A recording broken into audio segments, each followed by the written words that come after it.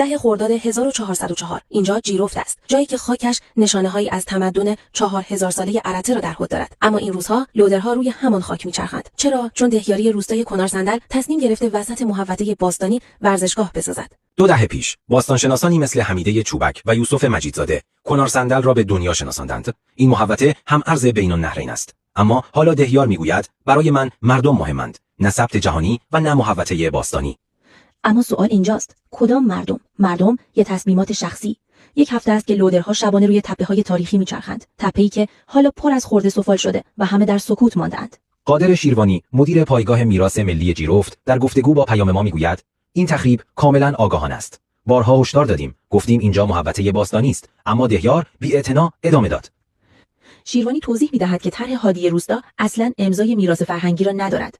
وقتی طرح تصویب شد، حتی نماینده‌ای از اداره کل استان هم در جلسه حضور نداشت. و این اولین بار هم نیست. قبلا هم برای تخلفات این دهیار حکم قضایی گرفته شده بود، اما به قول شیروانی حمایت فرماندار وقت باعث شد همه چیز نادیده گرفته شود و روند تخریب آغاز شود. نادر علیدادی سلیمانی باستانشناس میگوید هر پروژه عمرانی باید مجوز داشته باشد، مخصوصا اگر محلش در یک محوطه تاریخی باشد. دهیار این رو میداند، اما هیچ مجوزی برای تخریب ندارد. کنارصندل قرار بود به ثبت جهانی برسد، اما حالا با این تخریب‌ها این فرصت برای همیشه از بین رفته. شیروانی به نکته دردناکتری اشاره می‌کند. 3 سال است بودجه‌ای برای حفاظت نگرفته ایم. دیوارها تخریب شده‌اند، پیکره‌های گلی از بین رفته‌اند و انگار هیچ کس اهمیت نمی‌دهد. وقتی مردم ببینند محوطه رها شده و کاری برای مرمت آن انجام نمی‌شود، دیگر اعتمادی به حفاظت هم ندارند و میراث ما در خاک فراموشی فرو می‌رود.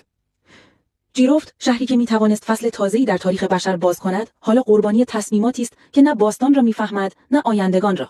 تمدن ارته شاید یک روز دیگر باز از خاک برخیزد، اما امروز ما آن را با دستان خود زیر چرخ لودرها دفن کرده ایم.